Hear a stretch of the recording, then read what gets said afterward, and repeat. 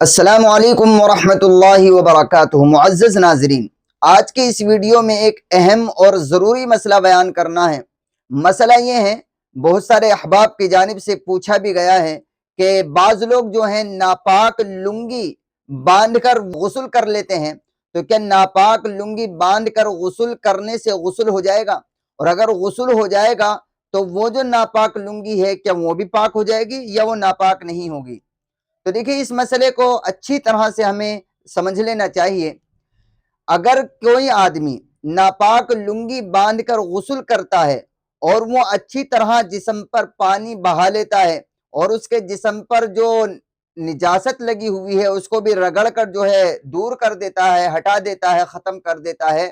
اور لنگی میں اچھی طرح سے پانی نکال لیتا ہے، یا اور لنگی پر اگر کوئی نجاست ظاہری لگی ہوئی ہے اس کو بھی اچھی طرح سے رگڑ کر دھو دیتا ہے اور پانی اچھی طرح سے نکال کر لنگی کو نچوڑ دیتا ہے، تو یہ بات اچھی طرح ہمیں سمجھ لینا چاہیے کہ غسل بھی صحیح ہو جائے گا اور لنگی بھی پاک ہو جائے گی، کسی طرح کی کوئی کراہت اس کے اندر نہیں ہوگی۔